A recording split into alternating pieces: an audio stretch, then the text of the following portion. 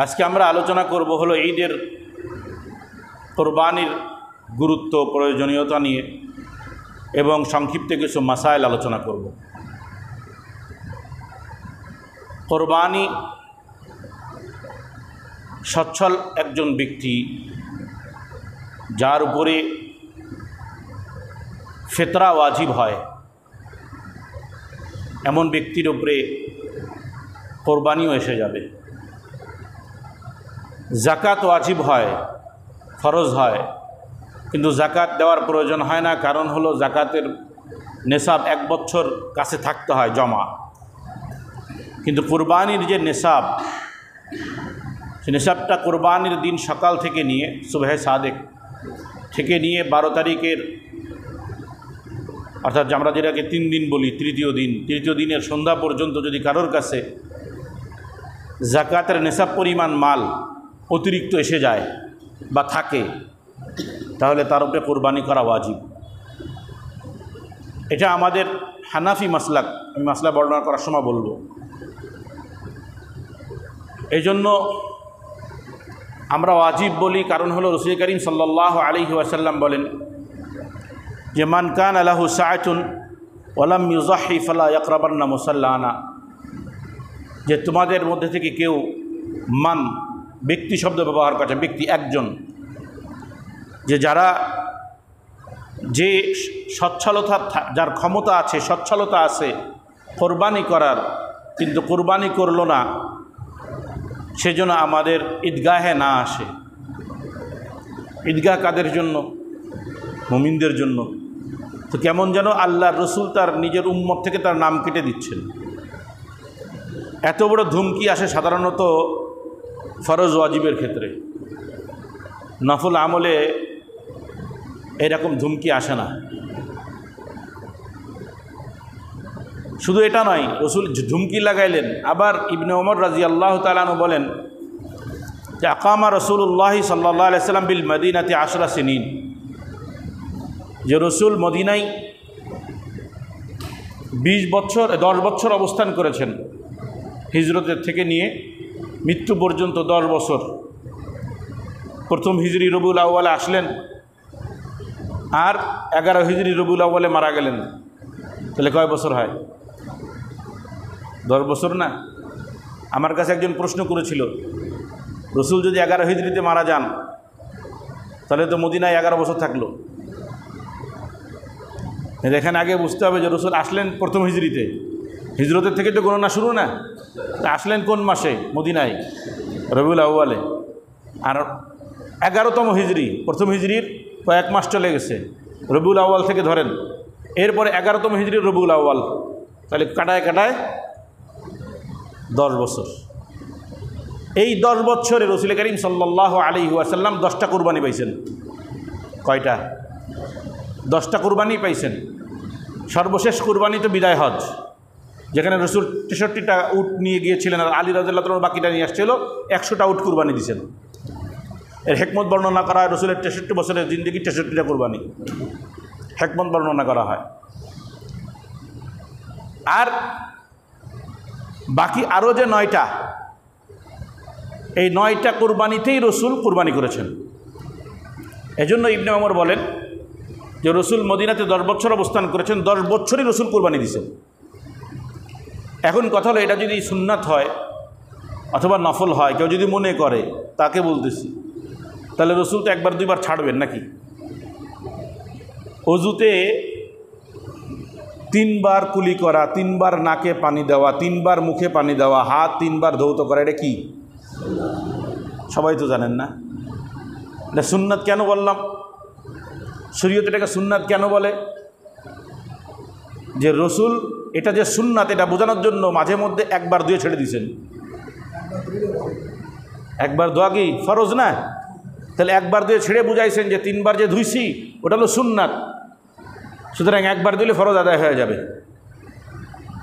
সুন্নাত যখন প্রমাণ করা লাগছে, রাসূল করিম সাল্লাল্লাহু আলাইহি ওয়াসাল্লাম যখন কোনো জিনিসকে বুঝাইছেন এটা আবশ্যক না, তো কোনো না কোনোভাবে ছাড়ছেন, অথবা সাহাবা একরাম ছাড়ছেন, কিছু বলেন নাই, উনি ছাড়েন নাই। তো সাহাবা একরাম ছাড়ছেন, উনি কিছু বলেন নাই। এখন আসেন কোরবানি। রসুল করিম সাল্লাল্লাহু আলাইহি ওয়াসাল্লাম 10 বছর মদিনাতে থাকলেন, 1 বছরও কি করলেন না? কুরবানি ছাড়লেন না। তাহলে বোঝা গেল এটা আবশ্যক, জরুরি, তাই না? এই জন্য রসুল করিম সাল্লাল্লাহু আলাইহি ওয়াসাল্লাম এই কথাটা বলছেন যে কেউ সচ্ছল আর কুরবানি করলো না, কুরবানি দিতে সামর্থ্য রাখে কুরবানি করলো না, তাহলে সেই জন্য আমাদের ঈদগাহে না আসে, কারণ সে আমার উম্মতের মধ্যে না। এই হাদিসের এটাই উদ্দেশ্য। ও মুহতারাম, আমি দেখেছি অনেক অসচ্ছল উলামা একরাম, তারা তো দিন বোঝে, দিন জানে, তাদের উপরে ওয়াজিব ফরজ না, আমার দেখা এগুলো, তারপরেও তারা ছোট্ট একটা বকরি কিনে হলেও কি করছে? কুরবানি দিছে। এত বড় নেকির কাজ, কত বড় নেকি, কত বড় নেকি, যে প্রত্যেকটা লোম লোম, শুধু পশম, বড় বড় পশম যেগুলো ওটা না, ছোট ছোট যে লোম, প্রত্যেকটা লোমের বিনিময়ে একটা করে নেকি হবে। উলামা একরাম এর মহত্ব বোঝে, ভারত্ব বোঝে। অসচ্ছল হওয়ার পরেও আমি দেখেছি ওই রকম উলামা একরামকে কুরবানি দিতে। আবার দেখেছি সচ্ছল, কুরবানি ওয়াজিব, কিন্তু নিজেরে গরিব বানায় দেয়। ঈদ আসলে কী হয়ে যায়? নিজেরে গরিব বানায় দেয়, বানায় বলে আমার উপরে কুরবানি আসবে না, আমরা গরিব মানুষ।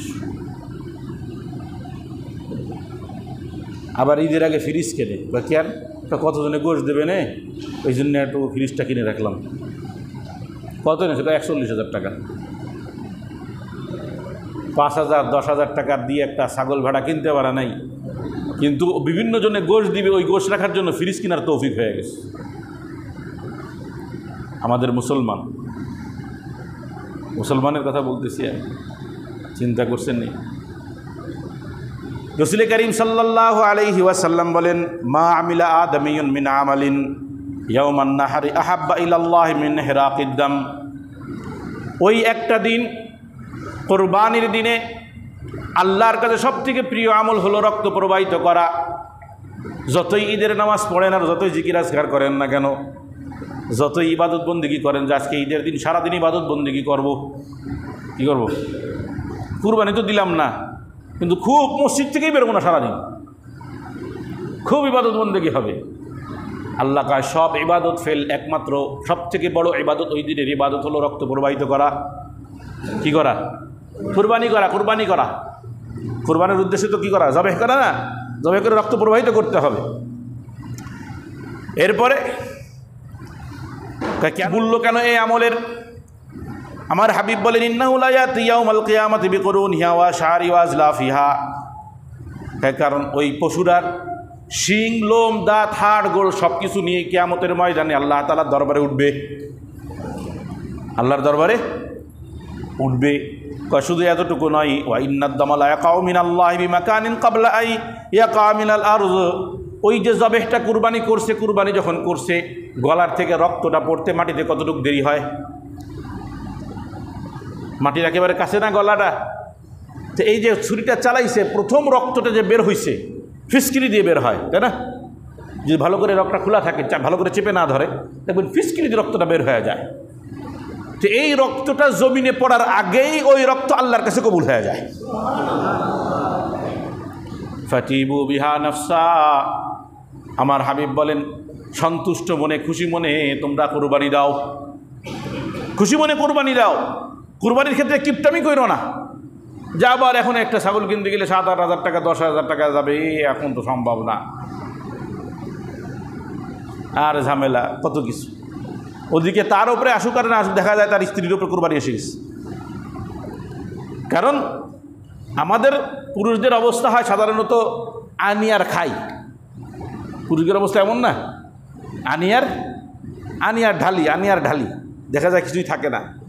কিন্তু আমাদের মা বোনদের সাজগোজের জন্য কিছু দিতে হয়, কি স্বর্ণরূপা থাকে না, তাদের কাছে অতিরিক্ত জিনিসটাকে স্বর্ণরূপায় ব্যবহার করলেও, স্বর্ণরূপার যে জিনিসটা এটা ব্যবহার করলেও ওইটা যদি স্বর্ণরূপা মিলায়া, অথবা স্বর্ণরূপা, টাকা পয়সা বা অতিরিক্ত যে আসবাবপত্র এইগুলো মিলায়া যদি ওই জাকাতের নেশাব, এখন মনে হয় 68,000 না 67,000 দেখলাম এক জায়গায়, আমাদের ডুমুরিয়ায় কত জানি না, 70,000-এর আগে পরে হবে। 52 তোলা রূপার মূল্যটা শুনে নিলেই হয়ে গেল বাজারে। যে কতটুকু নেশাব, এতটুকু পরিমাণ স্বর্ণ রূপা অথবা কি এর মূল্য যদি কোনো মা বোনের কাছে থাকে বা কোনো পুরুষের কাছে অতিরিক্ত থাকে, ওই 3 দিন কোরবানি ওয়াজিব না দিলে কবিরা গুনাহ হবে। নামাজ না পড়লে গুনাহ হয়, ফিতরা না দিলে গুনাহ হয়, যাকাত না দিলে গুনাহ হয়, কুরবানি না দিলে গুনাহ হয়। কিন্তু সবথেকে বেশি দুর্বলতা কুরবানির মাসলা এই 2 জায়গায়। একটা হলো ওয়াজিব কাদের উপরে, এটা অনেকে খবরই রাখে না, এমন না যে জানে না, খবরই নেয় না। ও খবর বেশি নিতে গেলে হুজুর ঠিকই ওয়াজিব করে দেবেন, বুঝলেন নাই? একজন রসিকতা করে আমারে বলতেছে, হুজুর মাসলা তো জিজ্ঞেস করবো, জিজ্ঞেস করলেই তো ওয়াজিব করে দেবেন, কুরবানি ওয়াজিব করে দেবেন। রসিকতা করে বলতেছে যে আমার সাথে সম্পর্ক ফিটি দেয়। তা আমি বললাম হ্যাঁ তা দেবো। আচ্ছা আমাকে যদি জিজ্ঞেস করেন আমি কিন্তু কুরবানি ওয়াজিব করে দেবো। তো বলছে আমার তো এই আছে সেই আছে। আমি বললাম আপনারটা বাদ দেন, ভাবির কী আছে কোন তো দেখি, কেন তার অবস্থা আমি জানি। আপনারটা রাখেন, ভাবির কী কী আছে সেটা বলেন তো। এখন এই যে আপনি অন্যদিক চলে গেলেন, অন্যদিকে আমি তো এইবার তো ওয়াজিব হবে, এই জন্য অন্যদিক চলে গেলাম। মুহতারাম, খুব অর্থ, এই যে দুনিয়ার এই যে কুরবানির উদ্দেশ্য কি? আল্লাহর নৈকট্য অর্জন করা, দুনিয়া ত্যাগ করা। তো অল্প কিছু সামান্য কিছু সম্পদ যাচ্ছে, ঠিক ওই সম্পদের লোভটুকু ছাড়তে পারতেছি না, একটা কুরবানি ওয়াজিব হলেও দিতে পারতেছি না। এই জন্য কোরবানি আমি তো ওয়াজিব হলে তো দিতেই হবে। আর এই কথা আমি গত সপ্তাহে মানে বলেছিলাম, যদি ওয়াজিব নাও হয় কিন্তু এতটুকু আমার উপার্জন আসে যে আমি যদি এই মাসের উপার্জন থেকে কিছু টাকা দিয়ে একটা ছাগল ভেড়া কম দামে কিনি, ছাগল হলে 1 বছর, ভেড়া হলে একটু মোটা তাজা হলে 6 মাস পার হলে হবে, ভেড়া দুম্বা এগুলো, কিন্তু ছাগল 1 বছর হতে হবে। তো যদি ছোট ছাগল অথবা ভেড়া এগুলো যদি এটা কিনে দিতে পারি তো তারও দেওয়া উচিত, কারণ তো অনেক বড় একটা ইবাদত, অনেক বড় ইবাদত। একবার সাহাবা একরাম জিজ্ঞাসা করেন, ইয়া রাসূলুল্লাহ মা হাযিহিল আযাহি, কুরবানি কি? তো রাসূল বলেছেন সুন্নাতু আবিকুম ইব্রাহিম, তোমাদের বাবা ইব্রাহিমের রীতিনীতি, রীতির একটা অংশ। এই সুন্নাত দ্বারা কিন্তু ওই শরীয়তের সুন্নাত না। সুন্নাত দ্বারা উদ্দেশ্য হলো কোনো নবীর রীতি আমাদের কাছে যেটা আসছে, আমাদের কাছে যে পশু কুরবানির রীতিনীতি আসছে, এই রীতিনীতিটা কোন দিক থেকে আসলো? ইব্রাহিমের থেকে আসছে। এর আগের উম্মতের মধ্যে কুরবানি দেওয়ার অন্য তরিকাও ছিল। কি তরিকা? মাঠে ফসল হয়েছে তো কিছু দান করো, এটি কুরবানি। তাদের দানের সিস্টেম কি ছিল আমি ঈদের দিন এই সম্পর্কে সংক্ষিপ্ত আলোচনা করবো ইনশাআল্লাহ। যে মাঠে ফাঁকা মাঠে রেখে আসতে হবে, এরপর আসমান থেকে আগুন এসে কী করবে? ভস্ম করে দিবে, এটাই কুরবানি। আর ইব্রাহিম আলাইহিস সালাম সন্তানকে কুরবানি দিতে যায় কুরবানি দিলেন দুম্বা, তাহলে প্রাণী কুরবানি হইল। প্রাণী কুরবানি হয়ে যাওয়ার কারণে ওই যে রীতি ইসমাইলিদের মধ্যে রয়ে গেছে, যেটা আরবদের মধ্যে আসছে। রাসূল করিম সাল্লাল্লাহু আলাইহি ওয়াসাল্লাম যখন এই কুরবানির বিধান দিলেন, তখন সাহাবা একরাম জিজ্ঞেস করলেন, এটা কোন ধরনের কুরবানি? এই কুরবানি কি? তবে সেটা তোমাদের বাবা ইব্রাহিমের সুন্নাত। ইব্রাহিম যেমন দুম্বা কুরবানি করছে, ঠিক ওইখান থেকে চলে আসতেছে, এটা আমার মিল্লাতের মধ্যে, আমার ধর্মের মধ্যেও থাকবে। তবে সেটা এটা কুরবানি তো করলাম, অনেক খরচ তো হবে, কারণ এই যে বড় বড় ছাগল দুম্বা ভেড়া এগুলো সব মারতে হবে, উট দেওয়ার সুযোগ আছে, গরু দেওয়ার সুযোগ আছে, অনেক টাকা। তো এর মধ্যে কিছু আমাদের পাওনা আসেনি, পাবো নি কিছু, নাকি আগের উম্মতের মতো সব শেষ? হ্যাঁ, 2 রকম পাওনা আছে। এক রকম হলো আগের উম্মতের জন্য কুরবানির পশু বৈধ ছিল না, আর আমার উম্মতের জন্য কুরবানির পশু বৈধ। কারণ কি? কেবল হাদিসটা শুনাইলাম যে রক্ত মাটিতে পড়ার আগেই কবুল হয়ে যায়। কবুল হয়ে যায় না? কবুল হয়ে ওটা সম্পূর্ণ আল্লাহর হয়ে যায়। কার হয়ে যায়? আল্লাহর হয়ে যায়। এখন মনে করেন, আমি আরেকটু উদাহরণ দিই, প্রত্যেকবার এই উদাহরণটা দিই। আপনি মান্যত করছেন যে আমি এই প্রাণীটা মান্যত করলাম, মান্যত করা মানে শেষ, ওইটাই দাম। আর কারে খাওয়াবো কি বলা লাগবে না, গরিব দুঃখীরে দিয়ে দিতে হবে, আপনার খাওয়ার কোনো সুযোগ নেই। কারণ আপনার মান্যত আপনি খেতে পারেন না, আপনি দান করবেন গরিব দুঃখীকে, ওটা আপনি খেতে পারবেন? তো ঠিক আছে, আমিও খেয়ে নিই কিছু এর থেকে। তাহলে যতগুলো ফি সাবিলিল্লাহ দেওয়া হয় সব আপনার না, সব দিয়ে দেওয়া লাগে গরিব দুঃখীদেরকে। একমাত্র দান কুরবানি, যেটা সম্পূর্ণ ফি সাবিলিল্লাহ, কিন্তু ওই মালিক নিজে খেতে পারে। এই জন্য রাসূল বলছে কি, কুলু ওয়া তাইমু ওয়া দাখিরু ওয়া তাসাদ্দাকু, খাও, খাওয়াও, জমা করো, ফ্রিজ যদি থাকে তো জমা করতে পারো, কোনো সমস্যা নেই, হাদিসে আসছে। আবার আবার শুধু জমা করো না, তাসাদ্দাকু, দানও করো, দানও করো। কেন? কারণ ও প্রাণী জবেহ করার সাথে সাথে আর তোমার থাকে না, ওটা আল্লাহর। এখন আল্লাহ মেজবান, তুমি মেহমান, আল্লাহ তোমার মেহমানদারি করতেছে। জোরে সুবহানাল্লাহ কন না। এখন যদি সংবাদ আসতো উপজেলা মসজিদে যত মুসল্লি আছে আজকে প্রধানমন্ত্রীর মেহমান, বিকালে হাই ফাই নাস্তা হবে, ডিসি অফিসে মন্ত্রী আসতেছে, কি খুশিটা হইতেন না? তো চিন্তা করেন, আল্লাহ তাআলা আমাদেরকে ওই একদিন মেহমানদারি করবেন। সুবহানাল্লাহ বলেছেন, কেউ আমার টাকায় তো গেল, মনে মনে করছে আমার টাকাই তো গেল, আমার টাকায় আল্লাহ আমারে খাওয়াইতেছে। পাইছেন কই টাকা? আপনি যে চলতেছেন, আপনার শক্তি উপার্জন তো আরও পরে, আপনি উপার্জন করার জন্য যে শক্তি ফিকির করেছেন ওটাও তো আল্লাহ, ওটাও তো আল্লাহ। তো এই জন্য কুরবানির ক্ষেত্রে কোনো শিথিলতা না করা। সাহাবা একরাম বলল, ইয়া রাসূলুল্লাহ, আমাদের জন্য কোনো কিছু আসেনি এর মধ্যে? তো রাসূল বলছেন, হ্যাঁ আছে, বিকুল্লি শারাতিন হাসানা, কয় যে প্রাণী জবেহ করবা প্রত্যেকটা লোমের বিনিময়ে একটা, প্রত্যেকটা চুলের বিনিময়ে একটা করে নেকি। সাহেব অবাক হয়ে গেছে, আরে কারণ ওনাদের দেশে দুম্বা বেশি, দুম্বা, তারপরে ভেড়া জাতীয় প্রাণী বেশি, লোম বেশি হয়। কাফা সুফি ইয়া রাসূলুল্লাহ, কে লোম জাতীয় প্রাণী যাদেরগুলো লোম বেশি হয় এগুলো? তো রাসূল বলছেন বিকুল্লি শারাতিন মিনাস সুফি হাসানা, তাহা লোম জাতীয় প্রাণীর প্রত্যেকটা লোমের বিনিময়ে নেকি দেওয়া হবে। তো এই জন্য আমি বলি যে ওয়াজিব যদি নাও থাকে, কিন্তু এতটুকু সচ্ছলতা থাকে যে এই মাসের উপার্জন থেকে আমি ছোট্ট একটা প্রাণী হলে কোরবানি দিতে পারবো, কোরবানির প্রাণী, তাহলে দিয়ে দেওয়া উচিত। কারণ অনেক বড় একটা ইবাদত, অনেক বড় একটা ইবাদত। মুহতারাম, ওয়াজিব এটা আমাদের হানাফি মাযহাবে ওই কোরবানিটা ওয়াজিব। বাকি শাফি, মালিকি, হাম্বলি, বাকি আরও 3টা মাযহাব আছে। এই 3টা মাযহাব সহ আরবের উলামা একরামের কাছে এটা সুন্নাতে মুআক্কাদা। সুন্নাতে মুআক্কাদা, এখন তাহলে তো সুন্নাত ছাড়া সুযোগ আছে মনে হয়। দেখবেন আমাদের আহলে হাদিস ভাই উলামা একরাম যারা আছেন, এদের কাছে কুরবানি মাসলা যে এরা বলে সুন্নাত, বলে এরা সুন্নাত। আর তাদের কাছে সুন্নাতটা কত মজবুত সুন্নাত তা আমি বলতে পারবো না, কিন্তু ইমাম শাফি, মালিকি, হাম্বলি এনাদের কাছে সুন্নাত কেমন সুন্নাত জানেননি? এমন এক সুন্নাত যা ছাড়ার কোনো সুযোগ নেই। তাহলে কেমন সুন্নাত হলো এটা? তো বুঝতেছে, সুন্নাত কিন্তু ছাড়ার সুযোগ নেই। এটা আসলে ওনাদের কাছে, ওনাদের যে ওই মাযহাবগুলো আছে ওইগুলোতে আমরা ওয়াজিব, ফরজ এবং সুন্নাতের মাঝখানে আরও একটা স্তর রেখেছি ওয়াজিব। আর ওনারা ফরজ আর সুন্নাতের মাঝখানে আর কোনো স্তর রাখেন নাই, যার কারণে কোনোটা যদি ফরজের পর্যায়ে চলে যায় তো ওটাকে আমরা ওয়াজিব বলি, কিন্তু ওয়াজিব বলেন না। সুন্নাতে মুআক্কাদা আসাদ্দা তাকিদ, এই শব্দটা ব্যবহার হয়। আসাদ্দা তাকিদ মানে এমন সুন্নাত যেটা ছাড়া যাবে না,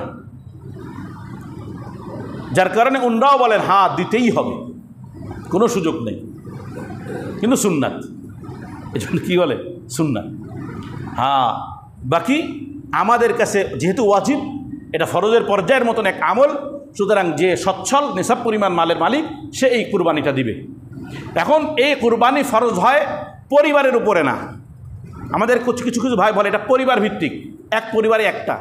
এই যে আমি একটা হাদিস একটু আগে পড়লাম যে যে ব্যক্তির সচ্ছলতা আছে আর কুরবানি দেয় নাই সেজন্য আমার ঈদগাহে না আসে, এই যে রাসূল ধুমকিটা দিছে কেন? আর বলছে মান, যে ব্যক্তি, ব্যক্তি বলছে, পরিবার বলে নাই। কথাটা বুঝে আসে নাই? একটা হাদিস আছে, এই হাদিসের কারণে তারা বলে পরিবারের উপরে একটা কুরবানি। রাসূল সাল্লাল্লাহু আলাইহি সাল্লামের ব্যাপারে মানে রাসূল বলেন যে আলা কুল্লি আহলি বাইতিন উযহিয়াতুন, যে প্রত্যেক ফ্যামিলির উপরে উযহিয়া কুরবানি আছে। আলা কুল্লি আহলি বাইতিন, প্রত্যেক পরিবারের উপরে কুরবানি আছে। এই যে বলছে প্রত্যেক পরিবারের উপরে, এখান থেকে তারা বলে যে কুরবানি পরিবার ভিত্তিক একটা কুরবানি। কিন্তু আমরা অন্য হাদিস থেকে দেখি, বিভিন্ন হাদিস এবং সাহাবা ইকরামের আমল থেকে দেখি যে না, ভিন্ন ভিন্ন কুরবানি। জন্য স্বামীর উপরে যদি ফরজ হয়, স্ত্রীর উপরে যদি ফরজ হয়, সন্তানের উপরে যদি ফরজ হয়, বাবার উপরে যদি ফরজ হয়, নিসাব পরিমাণ মাল থাকলে তাহলে প্রত্যেকেরই কুরবানি দেওয়া লাগবে। আরও একটা বিষয় নিসাবের ব্যাপারে বলে দিই যে অনেকের প্রয়োজন অতিরিক্ত জমি থাকে, আপনার বাৎসরিক ইনকাম আছে, চাকরি করেন, মাসে 20-25 হাজার টাকা 30 হাজার টাকা কামান, আবার ওইদিকে জমির থেকে আপনার যে ফসল আসে সেই ফসল আপনার পরিবারের খাবার দাবারের ব্যবস্থা হয়ে যায়। এরপরে বাৎসরিক উপার্জনের পরে অতিরিক্ত যে জমিগুলো আছে আপনি হারিয়ে দিয়ে রাখছেন, ওটা টাকা আপনার প্রয়োজন হয় না, ওটা অতিরিক্ত। অথবা এমন বাড়ি ভাড়া দিয়ে রাখছেন, সেই ভাড়াটা আপনার মূল উপার্জনের অন্তর্ভুক্ত না, এই সমস্ত বাড়ি জমি এর উপরে ভিত্তি করে কোরবানি আসবে। জাকাত আসে না, স্থাবর সম্পত্তিতে জাকাত আসে না, কিন্তু কুরবানি আসে। স্থাবর জমি জমা ঘর বাড়ি এগুলো অতিরিক্ত যদি হয়, এই জন্য এদিকে খেয়াল রাখতে হবে। অনেক মা বোনরা তারা সাধারণত স্বামীর অধীনেই থাকে, সন্তানের অধীনেই থাকে, বাবার অধীনে থাকে। ইসলামের নিয়ম অনুযায়ী মহিলাদের ইনকাম মহিলাদেরই থাকবে, স্বামী নিতে পারবে না। যদি মহিলারা ইনকাম করে, শরীয়ত কিন্তু বলে না মহিলারা ইনকাম করতে পারবে না। মহিলারা যদি উপার্জন করে ওটা মহিলাদেরই থাকবে। আর এই উপার্জনটা বলা যায় পুরোটাই তার অতিরিক্ত, কারণ তার খরচটা কার উপরে? বাপ, স্বামী, সন্তান এদের উপরে না। যার কারণে তাদের উপার্জন যেগুলো আসবে, স্বর্ণরূপা থাকলে, জমি থাকলে, এগুলো অতিরিক্ত হবে, এই জন্য তাদের উপরে কোরবানি আসবে। আর দেখা যায় স্বামীর উপরে তো কোরবানি আসে না, কারণ আনে আর ফেলায়, কিন্তু স্ত্রীর উপরে কোরবানি এসে যায়।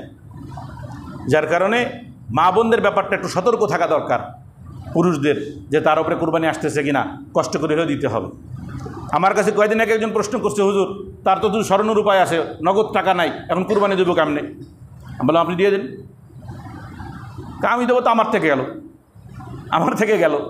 তা আমি বললাম যদি আপনার পরিবারের সাথে আমি কথা বলতে পারতাম, তা বলতাম ভাত খাওয়া বন্ধ করে দাও, রান্নাবান্না সব বন্ধ করে দাও, আর কাপড় দিয়ে দিবা না, যাও। বুঝেন নাই? মানে যেই জিনিসটা শরীয় দৃষ্টিতে আপনার জন্য তো জরুরি না, স্ত্রীর জন্য জরুরি না, আপনাকে রান্না করে খাওয়ানো স্ত্রীর জন্য কি না জরুরি না, জানেন নি? এটা গাউজের এই মশলা করেন না, মাইক চলতেছে, খবরদার, বিদ্রোহ শুরু হয়ে যেতে পারে। এগুলো করে তারাও আমাদের জন্য যেমন করে, আমরা অতিরিক্ত তাদের জন্য করি। হ্যাঁ, তারপরেও যদি দেখা যায় যে না নগদ অর্থ পাওয়া যাচ্ছে না, তাহলে যেহেতু ওয়াজিব, ওই স্বর্ণরূপার থেকে কিছু বিক্রি করে হোক অথবা অন্য কারোর মাধ্যমে নিয়ে হোক, কুরবানি আদায় করে দিতে হবে, যেহেতু এটা ইবাদত। এরপর পরিশোধ করবে, আস্তে আস্তে পরিশোধ করবে। তো ঋণ করে দেওয়া লাগবে, তা বাড়ি করার সময় ঋণ করতে পারে, ফ্রিজ কেনার সময়ও ঋণ করতে পারে। তা কুরবানি একটা ইবাদত, ওইটা করার সময় ঋণ করতে পারে না। রোজার ঈদই এত বাজার করছি যে 10,000 টাকা ঋণ হয়ে গেছে, আর কুরবানি দিতে গেলে আর ঋণ নিতে পারতেছে না। মুসলমানের অবস্থা মুহতারাম। এই জন্য নিজেরা, মৌলবীদের বলার দরকার নেই, নিজের মধ্যে ফিকির করেন আসলে আমার কুরবানি ওয়াজিব কিনা, বা আমার পরিবারের উপরে কুরবানি ওয়াজিব কিনা। এই জন্য এটা ফিকির করতে হবে। নাবালেগ সন্তানদের যতই সম্পদ থাকুক কুরবানি আসবে না। দাদা মরে যাওয়ার আগে নাতির নামে সব লিখে দিয়ে গেছে, বাপ ছেলেরে কিছু দেয় নাই, আছে না এমন? ছেলে বেড়া কাজ তোরে কিচ্ছু দিমু না, সব নাতিরে দিমু, পুতারে দিমু, যা। আর নাতি পুতারে দিয়ে গেছে, তো নাবালেগ যত সম্পদের মালিক হোক ওদের কুরবানি আসবে না। পাগলের উপরে কুরবানি আসে না। কুরবানি ওয়াজিব হয়, সম্পদটা থাকতে হবে হলো ওই 3 দিনের ভিতরে। কেউ যদি 3 দিনের আগে, কুরবানির আগে সম্পদ নষ্ট হয়ে হারায় যায় বা চুরি হয়ে যায়, নষ্ট হয়ে যায়, আর 3য় দিনের পরে যদি আবার ফিরে আসে, তার উপরে কুরবানি আসবে না। কুরবানি ওই 3 দিনের মধ্যে ভিতরে আসে। ওয়াজিব হয়ে গেছে, কুরবানি করলো না, ওয়াজিব হয়ে গেছে কুরবানি, কিন্তু কুরবানি করে নাই। তাহলে একটা কুরবানির পশু সবথেকে ছোট যেটা হয়, 1 বছরের ছাগল, ভেড়া, এর একটা মূল্য, বাজার মূল্য, আপনার ধারণার মূল্য হলে হবে না, বাজার মূল্য সম্পূর্ণ সদকা করে দিতে হবে। আর হলো প্রাণী কিনছে কিন্তু 3 দিনের মধ্যে কুরবানি করতে পারে নাই, তাহলে ওই প্রাণীটা ধরে সদকা করে দিতে হবে। আর কুরবানি করা যাবে না, খাওয়াও যাবে না, সদকা করে দেওয়া লাগবে।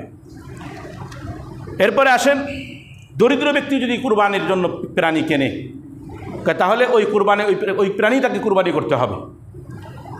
তার উপরে এটা কেনার পরে ওই 3 দিন যখন ঢুকে যাবে, 3 দিনের দিন, তৃতীয় যে 3টা দিন, এই 3টা দিনের মধ্যে যখন সে কুরবানির পশু তার মালিকানায় থাকবে, তো কুরবানির নিয়ত করার সাথে সাথে ওটা তার দেওয়া উচিত, এবার দেওয়াই লাগবে।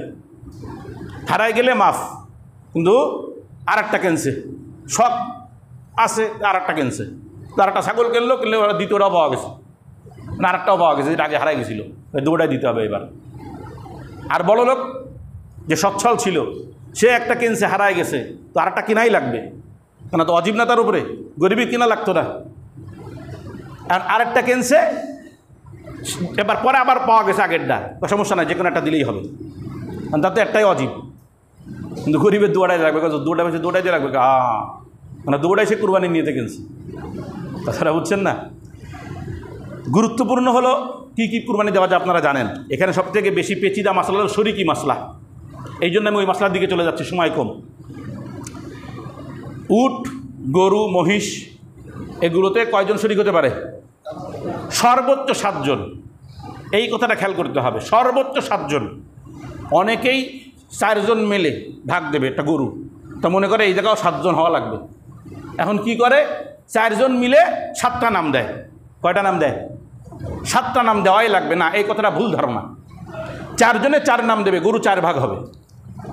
কথা বুঝবেন এই মশলাটা। এইবারও প্যাস লাগাইছে একজন, আমার কাছে মশলা জিজ্ঞেস করছে। এইবার 4 জনে মিলে একটা গরু দিচ্ছে। আমি 4 জন উদাহরণ ছিল না, মশলাটা 4 জন নিয়ে আসছিল, এই জন্য বলতেছি। একটা গরু 4 জন, গরু কয় ভাগ হবে? নাম কয়টা হবে? 4টা। হ্যাঁ, গরুতে যদি 4 জন 4 ভাগ করে, কথা শেষ। যদি 7 নাম ঢুকাইতে হয়, তখন যে ওই 4 জনের মধ্যে 7 ভাগ করতে হবে। কেমন? মনে করেন ওই 4 জনের প্রত্যেকেই জোড়া জোড়া অংশ নেবে, একজনের বেজোড় হয়ে যাবে। মনে করেন একজন 3 ভাগ নিল, 4 ভাগ নিল, আর বাকি 3 জন 3 ভাগ নিল। এইভাবে নিতে হবে। এরকম কাজ করা যাবে না যে ঠিক আছে আমরা 4 জনে 4 ভাগ আর 3 ভাগ আমরা 4 জন মিলিয়ে দিয়ে দিই, না, কুরবানি নষ্ট হয়ে যাবে। এই যে এইটি আজকে সকালে মাসলা আমার কাছে জিজ্ঞেস করতেছে যে 2 ভাই মিলে 1 ভাগ দিচ্ছে, তো ওর কাছে মাসলা জিজ্ঞেস করছো, তখন মৌলানা হতে গেল, তো বলতেছে না, হবে না তো, 2 ভাই মিলে একটা কুরবানি দিলে কুরবানি সবারটা নষ্ট হবে, মানে যে শরিক ছিল আরও যারা 6 জন, ওই 6 জনের কুরবানি নষ্ট হয়ে যাবে। তো বলছে কেন হবে না? মানুষের অবস্থা কি দেখেন, জাহালাত কোথায়, মূর্খতা কোথায় চলে গেছে। তো বলছে যে একটা কাজ করেন, নিয়ম তো হলো কি 2 জনে মিলে যদি দিতে হয়, তো ঠিক আছে 2 জনে মিলে 1 জনের টাকার মালিক বানাইতে হবে। বানাই বলে এবার তোমার ভাগের কুরবানি দাও, এটা এবার 2 জনে মিলে খাবো। বুঝেন নাই? কুরবানিটা একজনের নামে হইতে হবে। তো এই জিনিসটা খেয়াল রাখতে হবে। কুরবানি সর্বোচ্চ এই গরু, উট, মহিষে 7 ভাগ সর্বোচ্চ, নিচেই 2 ভাগও আছে, 1 ভাগও আছে।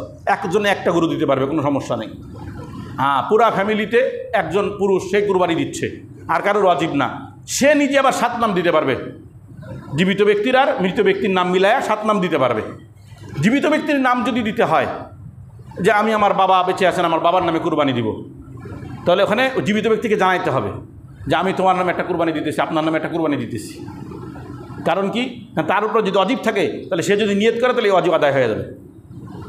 আমি আমার বাবার নামে দিয়ে দিলাম, তো আব্বার উপরে যদি অজিব থাকে, তো আদায় হয়ে যাবে। জানাইতে হবে তাকে। শরীকের ক্ষেত্রে আর একটা গুরুত্বপূর্ণ মাসলা হলো, পশু জবে করার পূর্বেই, মনে করেন কিনা হয়ে গেছে প্রাণী, ঈদের দিন রাত্রে মারা গেল আমাদের একজন শরীক, তাহলে কি করতে হবে? তার ফ্যামিলির সাথে যোগাযোগ করো। ফ্যামিলি যদি বলে হ্যাঁ তার পক্ষ থেকে দিয়ে দেন, তাহলে দিয়ে দিতে হবে, আর না হলে তার জায়গায় আরেকজনকে শরীক করে দিতে হবে। পারবে। শরীক করার নিয়তে পশু ক্রয় করা জায়েজ আছে। একা কিনতেছেন, কিন্তু উদ্দেশ্য হলো শরীক করাবেন, তবে উত্তম হলো আগে শরীক নেওয়া, এরপরে কি করা? প্রাণী ক্রয় করা। আরেকটা মাসলা খুব ভালো করে বুঝবেন যে শরীকের ক্ষেত্রে এই সমস্যাটা বর্তমানে মাসলাটা আমাদের সামনে বারবার আসতেছে।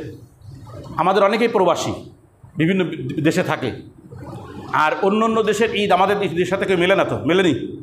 যেমন এবার রবিবারে ঈদ শুরু হয়ে যাবে কোথায়? আরবে। আরবে কোথায় ঈদ হবে? রবিবার হবে না, আর আমাদের কবে হবে? সোমবারে হবে। এখন ওর কিছু এলাকা আছে, যেমন অস্ট্রেলিয়া মনে হয়, আমাদের পরের দিন মঙ্গলবার ঈদ হবে। আমাকে তো উদাহরণ দিচ্ছি, আমার ভাই প্রবাসী টাকা পাঠাইছে আমার কাছে যে তুমি দেশে বসে আমার ওয়াজিব কুরবানি দিয়ে দাও। এখন আমি যখন আমার ভাইয়ের নামে যে কুরবানিটা দিচ্ছি, আমার সাথে হোক বা আলাদা হোক, আমার ভাইয়ের কুরবানিটা দিচ্ছি কবে? সোমবারে না? কিন্তু আমার ভাইয়ের উপরে ওয়াজিব ছিল, সেই ওয়াজিবটা হবে কবে? ঈদের দিন সকালের থেকে না? ঈদের দিন সকালে, তো তার ওয়াজিব হবে কিন্তু মঙ্গলবার সকালে। কিন্তু এখানে আমি বাংলাদেশে আমার ভাইয়ের নামে যে কুরবানিটা দিচ্ছি, এটা কিন্তু সোমবারে দেওয়া হচ্ছে। খেয়াল করছেন নি? হবে না। কুরবানির দাতা অর্থাৎ যিনি ওয়াজিব, যার উপরে ওয়াজিব, সে এবং প্রাণী এটা একই সময় হতে হবে। সময়, জায়গা এক হওয়া জরুরি না, সময়টা এক হওয়া জরুরি। অর্থাৎ কুরবানির ভিতরে, কুরবানির ওই 3 দিনের ভিতরের সাথে মিলতে হবে। হুবহু দিন মিলানো জরুরি না। যেমন সৌদিতে রবিবারে ঈদ, আর এখানে সোমবারে। সৌদিতে আমার ভাই থেকে বলল তুমি আমার কুরবানিটা দিয়ে দাও, তো আমি যদি সোমবারে দিয়ে দিই হয়ে যাবে। কেন? কারণ সৌদির দ্বিতীয় দিনও তো কুরবানির দিন, সৌদির তৃতীয় দিন আমাদের দ্বিতীয় দিন, তাই না? সেই হিসেবে হয়ে যাবে। কিন্তু আমাদের সোমবারের দিন অস্ট্রেলিয়ার ঈদের দিন না, কুরবানির 3 দিনের একদিনও না। এজন্য প্রবাসীরা যারা আছে এটা খেয়াল রাখতে হবে যে তারা দেবে, সমস্যা নাই, দেওয়া যাবে, বাংলাদেশে বসেই তাদের কুরবানি দেওয়া যাবে, কিন্তু তার কুরবানির দিন আর আমাদের কুরবানির দিন ওই 3 দিনের মধ্যে 1 দিন 2 দিন মিললেই হবে, ওই দিন অনুযায়ী দিয়ে দিলে হয়ে গেল। খেয়াল করছেন তো, মশলাটা বুঝছেন তো আপনারা? এই জিনিসটা খেয়াল রাখতে হবে। এই জিনিস অনেকেই এটা জানে না, টাকা পাঠায় দেয়, বাপ্পা দিয়ে দিতেছে। ছেলে আছে কোথায়? আমেরিকায়, আমাদের সাথে মেলে নেই, বুঝছেন নাই? তো এই জন্য মিলাইতে হবে, দিন মিলাই নিলে হয়ে গেল। এই জিনিসগুলো খেয়াল রাখবেন। আছে হলো মান্যতের মশালা, কুরবানির মান্যত করে অনেকে, বলে আমি আমার এই প্যারেন্টারের কেউ করবো, কুরবানি দেবো। একটা হলো মান্যত, একটা হলো কুরবানির মান্যত। দুইটা জিনিস এখানে রয়েছে। একটা হলো আমি মান্যত করতেছি যে আমি এই প্রাণীটা আল্লাহ রাস্তায় জবাই করব। এটা হলো প্রাণীর মান্যত। প্রাণীর মান্যত এটা খাওয়া যাবে না, এটা সম্পূর্ণ সদকা। কুরবানির মান্যত একটা, বুঝছেন তো? প্রাণীর মান্যত আর কুরবানির মান্যত। আমার বাড়িতে গরু আছে, আমি বললাম যে আমি এটা কুরবানি দেবো, এটা মান্যত করলাম। এই যে কুরবানির মান্যত যেটা করলেন, এটা ইবাদত, কুরবানি। এই কুরবানি আপনি খেতে পারবেন, বুঝছেন তো? কিন্তু আলাদা মান্যত প্রাণীর, যে সমস্যা ছিল এই সমস্যা দিলে আমি এটারে দান করবানি মান্যত করলাম, মাদ্রাসায় দেবো বা এতিমখানায় দেবো বা যেখানেই যাক মান্যত করুক, ওইটা আর খাওয়ার সুযোগ নাই। কিন্তু শুধু কুরবানির মান্যত যদি হয় তাহলে ওটা খেতে পারবে, বুঝছেন তো? এই একটা আকিকার মশালা। আকিকা কি? আমি মোটা মোটা মশলাগুলো বলতেছি, আর কারো যদি জানার প্রয়োজন হয় আমার গ্রামীণ নাম্বারটা নেবেন। মানে বাংলা লিঙ্কে খুবই ডিস্টার্ব দিচ্ছে ইদানিং, যারা ফোন দিচ্ছে আমি কিচ্ছু শুনতে পারতেছি না, আওয়াজ আসতেছে না, ডিস্টার্ব দিচ্ছে খুব। গ্রামীণ নাম্বারটা মহাজন সাহেবের কাছে আস। তো আকিকার মশলাটা হলো, আকিকা এটাও কুরবানি, তবে আকিকা সুন্নাত। কুরবানি ওয়াজিব আর আকিকা কি? সুন্নাত। দুটোটাই কোরবানি। এখন যদি কেউ একসাথে কোনো গরুর ভিতরে আকিকা এবং কোরবানি ঢুকায়, আমাদের হানাফি মাসলাক অনুযায়ী জায়েজ আছে, কোরবানি হয়ে যাবে, আকিকাও হয়ে যাবে। কথা বুঝছেন তো? বাকি অন্য অন্য মাযহাবে জায়েজ নেই। এজন্য উত্তম হলো অন্য অন্য মাযহাব, যেহেতু এটা ইজতিহাদি মাসলা, এটা কোনো দলিল নেই, মানে সরাসরি হাদিস দ্বারা রাসূলের কোনো আমল নাই, সাহাবাদের কোনো আমল নাই, কিন্তু এটা মাসলাটা কোথার থেকে আসলো? কুরবানিকেও নুসুক বলা হয়েছে, আবার আকিকাকেও নুসুক বলা হয়েছে, মানে দুটাকে কুরবানি বলা হয়েছে হাদিসে। এই জন্য যেহেতু দুটাই কুরবানি, এই জন্য কুরবানির সময় একসাথে দেওয়া যায়। এটা হলো হানাফি মাসলাক। তবে সর্বোত্তম মাসলা হলো এক্ষেত্রে ওলামায়ে হানাফের নিকটেই সর্বোত্তম মাসলা হলো আলাদা দেওয়া। মাসলা হলো কি? উত্তম একসাথে দিলে কুরবানি হয়ে যাবে, আকিকাও হবে, বাকি উত্তম হলো আলাদা দেওয়া। এটা সতর্কতা, আলাদা দেওয়া। আর সর্বশেষ চামড়া, গোশ, মানে কুরবানির প্রাণীর সাথে সংশ্লিষ্ট যাবতীয় তার গলার দড়িটা পর্যন্ত, এগুলো কোনো কিছু বিনিময় করা জায়েজ নেই। বিনিময় বলছেন তো, মানে ক্রয় বিক্রয় করা জায়েজ নেই। এটা শুধু যদি কাউকে দিতে হয় ফ্রি দিতে হবে। যদি কেউ কি করে, বিক্রি করে, সেটা চামড়া হোক, মাংস হোক, হাড় হোক, দড়ি হোক, বিক্রি করে, তো সে এটা ঠিক করে নেই, খারাপ কাজ করছে। এখন এর হুকুম হলো এই টাকা ধরার আগে দান করে দেওয়া। ধরলে তো ধরা যাবে, কিন্তু আমাদের উস্তাদ বলতেন ধরাই যাবে না, তুই কাজ করলি কেন, নাজায়েজ কাজ করলি কেন, ধরার আগে দান করে দে। আমার কথা বুঝছেন তো? এই যে চামড়া কাগজের আমরা বিক্রি করবো, কয়েক জায়গা ভাগ করব, চেষ্টা করবেন যদি একসাথে 2 গ্রুপ এক জায়গা হয়ে যায় তো নেন, আপনারা নেন, চেষ্টা করবেন এটা। ঠিক আছে বিক্রি করতেছি, আপনি এত দেন আর আমি ওরা দেবো, তাহলে আপনি লেনদেনটা করেন। আপনি লেনদেন করবেন না, লেনদেনটা ওদের হাতে ছেড়ে দেবেন, তাহলে আপনি বেঁচে যাবেন, বুঝছেন তো? চামড়ার ক্ষেত্রে এটা বেশি হয় না, যে ওদের এই অমুক মাদ্রাসায় ছিল, অমুক লোক আছে, আমাদের কিছু আত্মীয় স্বজন আছে, কিছু দিতে হবে, দিয়ে যান। তাহলে লেনদেনটা আপনি করলেন, আপনি কুরবানি দাতা, আপনি লেনদেন করলেন, এটা খারাপ কাজ। কুরবানির কোনো প্রাণী কোনো কিছু বিক্রি করা যাবে না কাউকে, যে তোর আমি এটা দিয়ে দিলাম, তুই ওটা দিস, এরকম কোনো বিনিময় করা যাবে না। আপনারা বুঝছেন তো? এই ব্যাপারে সতর্ক থাকবেন। আল্লাহ তাআলা আমাদেরকে তৌফিক দান করুক। এছাড়াও ছোটো ছোটো অনেক মাসলা থাকে, দোষ, বিভিন্ন দোষের মাসলা আছে। ক্রয়, হ্যাঁ, পশু ক্রয় করতে গেলে গরু, উট তো আর আমাদের দেশে আছে, এখন আসতেছি জানি 5 বছর। উট কয় বছর? 5 বছর। গরু 2 বছর, মহিষ 2 বছর, ছাগল 1 বছর। আর দুম্বা, আসতে দিন একটু পর দিন, দুম্বা, ভেড়া, এবার গাড়ল এরকম আছে না এই জাতীয় সব, এগুলো যদি মোটা তাজা হয়, উঁচু লম্বা হয়, আর 6 মাসের উপরে হয়, তাহলে এই প্রাণী দিয়ে কুরবানি করা যাবে। তবে ছাগল, গরু এবং উটের যে বয়স বললাম, একদিনও কম হতে পারবে না। এজন্য যখন আপনারা কিনতে যাবেন, ছাগলের ক্ষেত্রে জিজ্ঞাসা করবেন কত কুরবানির ঈদের দিনকে এটি দুনিয়াতে ছিল ছাগলটা, কেন মহিলারা পালে তো বেশি বোঝে না, 1 বছর না কয় বছর। বলেন কত কুরবানি ঈদ করছিলাম, করছিলাম, এই ছাগলটা কি তোমার কাছে ছিল? তাহলে ওরা বলবে হ্যাঁ ছিল, মানে ওইটা মনে থাকে। আর গরুর ক্ষেত্রে 2 বছর হয়েছে কিনা সাধারণত এরা বলতে পারে, ওটা হয় না। আর কিছু আলামতও আছে, দাঁত দেখে কেনা এটা জরুরি না, দাঁত একটা আলামত মাত্র। কিন্তু যদি যে গরুটা পালছে সে যদি বলে একটা 2 বছর আমার কাছে আছে এবং 2 বছরে আমি পালতেছি, এর বেশি হলে তো হলোই, তাহলে ওটা আপনি নিতে পারেন। বিক্রেতার কথার সাথে যদি বাহ্যিক অবস্থা মিলে যায়, তাহলে আর কোনো সন্দেহ নাই, কুরবানি হয়ে যাবে। এই জন্য এই জিনিসটা খেয়াল রাখতে হবে। আর কিছু ইনশাল্লাহ যোগাযোগ রাখলে আমি মাসলা মোবাইলে বলে দেব। হ্যাঁ হ্যাঁ, তাকবীরে তাশরিক বলতেছি।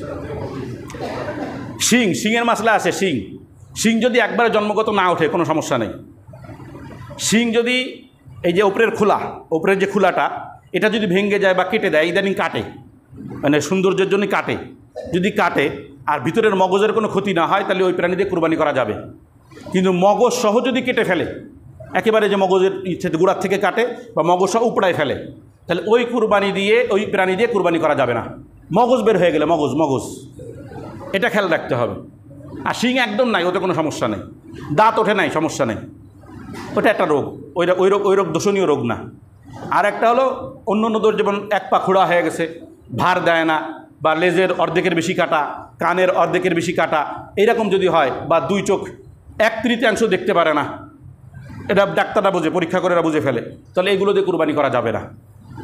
যাই হোক, এরকম আরও কিছু আছে। তাকবীরে তাশরিক আমাদের রবিবার, রবিবার সকাল ফজরের নামাজের পর থেকে আমাদের তাকবীর শুরু হবে, ফজরের নামাজের পর থেকে রবিবার, পরশুদিন। আর বৃহস্পতিবার আসরের নামাজ পড়ে আমরা শেষ করে দেব। এই যে ফরজ নামাজের পরে যে পড়বো, এর মাঝখানে কোনো তসবিহ তাহলিল হবে না। অনেকে বোঝে না, সালাম ফিরায় আস্তাগফিরুল্লাহ আস্তাগফিরুল্লাহ আস্তাগফিরুল্লাহ, আল্লাহু আকবার আল্লাহু আকবার, না, সালাম ফিরায় আগে আল্লাহু আকবার, বুঝছেন তো? এরপরে যত তসবিহ তাহলিল যা করেন করবেন। এটা পুরুষদের জন্য একবার জোরে পড়া ওয়াজিব, পুরুষদের জন্য জোরে পড়া একবার ওয়াজিব। আর মহিলাদের জন্য তার নামাজের স্থানেই বসে, উঠতে পারবে না, উঠে ওখানে আস্তে পড়া ওয়াজিব। আর ঈদের দিন সকালবেলা যখন আমরা আসবো, জোরে জোরে তাকবীর পড়তে আসতে হবে। রোজার ঈদে ছিল আস্তে আস্তে, আর এখন হলো জোরে জোরে পড়তে হবে। আল্লাহু আকবার আল্লাহু আকবার, লা ইলাহা ইল্লাল্লাহু আল্লাহু আকবার আল্লাহু আকবার ওয়ালিল্লাহিল হামদ, জোরে। আবার ফেরবো অন্য রাস্তা দিয়ে, এটা সুন্নাত, এক রাস্তা দিয়ে অন্য রাস্তা দিয়ে যাওয়া। আল্লাহ তাআলা আমাদেরকে তৌফিক দান করুন।